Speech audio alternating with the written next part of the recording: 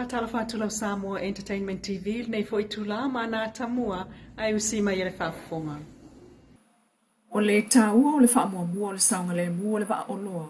Ai o le au whainga ruenga ma le misiona o le wha o atu o loa tau mawha i moto le Pasifika pe o Samoa. Le awa mōli mawina ai le tau nuu manuia mai whanua o le waa oloa na nafi. Sa tali i ai le au wha tau. Ai o whaipi sinisi le tātua tunu. O whaitau vai aso talu ona tua i tau nuu le waa oloa le matai. Ma fuaile le ai o ni moa i whale oloa maisi tau mawha o wha amoe moe i waa oloa e au maia. Peitai. O le si fo i tūlanga na mōli mawina, i le amatanga o le vai aso. O le aso sa wha apea pipi i mai ai le wa oloa, ai pipi i ai le meri lau pasese. O le ipotia le ave o le wha mua mua e taula i le meli i le ataimi, wa umalava o na o lato wha atulanga e tau nuu i le taulanga wa au sa mua wha atusa, i le wa oloa le ale pi whala, sa atu e taula mai i matautu, i le aso se fululu o le masina nei. Ai ono fa le tonu le waa fu le umi ona tutai ile wafu i fiti o le masina taluaina mo le mawina i foi le waa o loa tele mai Europa na sala laula na uta o pusa o loa container ile vasa ina wa afia i matangi e fa peitai o le taunu unga saunga le mu mai o le waa o loa le pifala i sa mo le vai sonei o toi manongi i foi le tau sami masani ai o le tato tunu le kale moa o le sua moa o le folai moa o le barbecue moa ma so se fainga e kuka ile moa o lo tua i aile lau tele o ainga ona o le ngafatia o le tau le ana o atulawa ile silia ile fitu tala ile kilo ile luava ya sotalwai. Ele italia le tau sanga o le tatala itua o le tamaya Samuelu malona fale tua ya sivai le asona na fiel fa amsilonga ma toi avatua ile lo tua al falpui pui tanu malala i tau fiai mo le si tolu masina e vala awail fa amsilonga mo lianga leo leo. O molianga ia o le tau pule na wala au whaatasia i le aso lua na nafi ma le whai pule le fionga pule ai whai mata sua. O le ali i leo leo si nia le sungali o whaatau malama. Ma le tamaita ia o ngali Universitea wa Samoa Lisa Schmidt. O le ale whai unga wa mai naso ni asa mui. E leo komisana le ala le ka kutsaba liet. E leo maa malamo le akua i mele ko poku na kokali. Na kokali e le aso mosi fulo me. Eu vou por onde vai com a senhora ma lamba ma disse você não Samuel controlou a do botão fatas a mamãe ali a coisa bola até não tu malo até já foi vai tal o vai lá tô até não tem awa de nga se semea mari o vai lá eu tô no família tão wa ro de ngana ya awal boleh tahu filmnya mana awat jadi mana awat di mana o vai lá sabo macam mau jadi mana on mana tu film ya tak tahu dia tua Pama malam mereka tua orang umma. Amen. Pama malam mereka tua. Haleluya. Pama luya mereka tua fenga malo, teman cai palbia mereka peret. Ano. Mesej yang fak. Ano. Al malo sama. Pama luya mereka tua tang luya leu. Orang tu fak. Wah me umma mo. Fak. Le pomsal lagi dan silsilah. Ya. Luya ni ya sudah tak poin dan semua 10 me.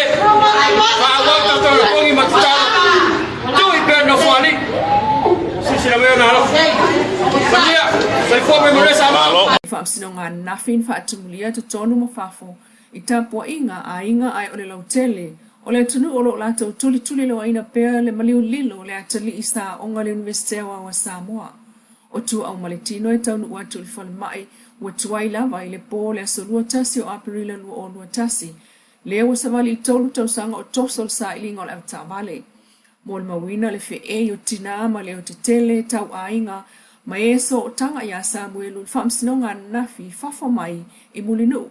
Talu le taunu unga, ale whaamsino e toe ave ai, ia mātua, e tau fia pei lalo le vainga leo leo. O le saunga le mua Samuelu li loto al whalpuipui tanu malala, ne talu sanga inai e lana lo ia, e vavai ese mai le potu o iai isi pāngo tā. Talu sa whaamata ua i ina, mawhaapena I lava o na whaia le taimi nei. Watu atu I le masino me vala awai loa le whaamsinonga. Ai o lo te tala pe I tua leisi vaenga I lalo o ai inga masani whaaltu la fono. O le lona tolu ile nei o aso talo na whaamanino le whaipule o whaasale le angalua le fionga mangele se kati fiaui. Le mamao lona tangata mai tua ingo sa vaenga o le miliona tala lo na itu malo. O na tua inga onga e pe o na ta ua le whaipule ile tusi whaalawa I tele. Ele ai lava se tupe o tua ia ai ia na ia whaongaina. O le tusi siaki malona whaongaina sa ia ao lava o le whailau tusi o le fono whaamaya le itu malo. Ma wai a ao le komiti o le poloketi miliona. Le lato li pote mo le lato ilo ilonga masani. Ma ua whaailoane fo ele minsta. Le whaamatuane o le isi vaenga o le miliona lo na itu malo. Ile umai o le na ilo ilonga al komiti. O le vai asta taluaina whaailoa manino ai foi. Ele fionga le minsta o ngafa mo le poloketi miliona muli pola analosa ale mulio. Ua whaamatua atu se leni I tu malo o lo tutoe mai o le miliona mua. E pe ona iai tu malo e lua le HRPP na ua mai aso alau pule ni whaale tonu sa to alia ai foi na I tu malo. O le isi tu o lo ofisilingia tele e le poloketi miliona. O tua ia le lahpe mai le amatanga o le atofaina lea. O se no whangai whaatu ai le official committee o le tu malo. Sa manatu nisi o le whainga tala whea ngai lava. O le whaau ngā se vai ngā whanua o iei se whalea o ngā whaai tu malo. E whau ai le official committee ina ia alusa o le tupe tele o le lisi e atina e ai le a o ngā ase tu malo. Na ilo le whaale tonu o tula I mai nisi o tu malo pe o na moli mawina ai le whaatua tu ai ma le manatu whaapito. Wa fau official committee whai tu malo I lungo o whanua e so tanga I ai whaipule. Ma manu ia ai le nā tangata e tasi malona ainga e ana le whanua. Ai olo ta atia whanua e ai I ai nuu o se tu malo. E pei o le lotoa whale a onga ma alusa o ai le tupe le atina ina o a onga. Pe tai. O sao noa muli pola e whaaftain wha malo I tu malo I le lava papale ma le ono sa ia o la asanga le poloketi miliona. Wa fuai le taunu unga o iei nei I le lango ta sia o tangata o le atunu o le fisosoani. Masao no aile taitai o le malo le fionga le pale mia fia mena o mimata afa.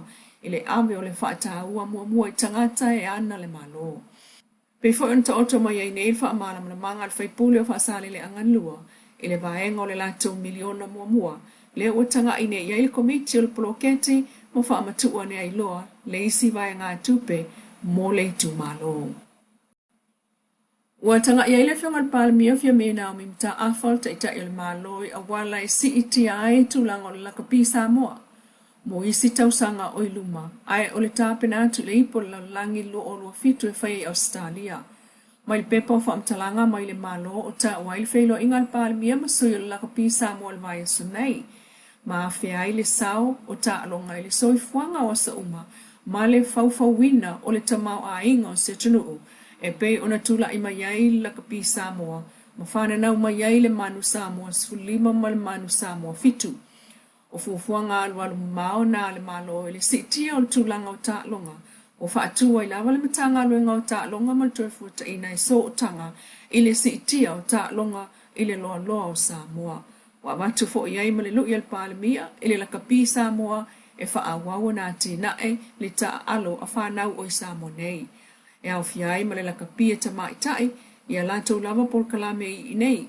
Ma ia toi wha amanatu le wha amautu o wha paanga ma le malo. Ia mautinoa e mawai se wha manuianga. I le wa ai mai whafo atu o Samoa. I le wha ilo le manu Samoa ma lona wha ase atu le laka pi Samoa. O le simta upun talanoa ina, o le ploketi e au fiai ni whale selua, mo le anga I luma o ta longa I fausia I se vai. O wāmana ia fo le laka pi Samoa e pe ona ta ua le pepo wha amtalanga, le mana o miai lea ona pipi I amane I vaenga o lo ave iai whaata ua le malo. Ia tuli mata iai pēa la lato mautau ave o le au auna ia Samoa mo se taunu unga le lei le malai ma whafu atu o le malai. O le tautua lau Samoa Entertainment TV mai Samoa mana tamua le nei aso whaapoponga le aso atai au le alofo le atua ai whaasoi fuaia.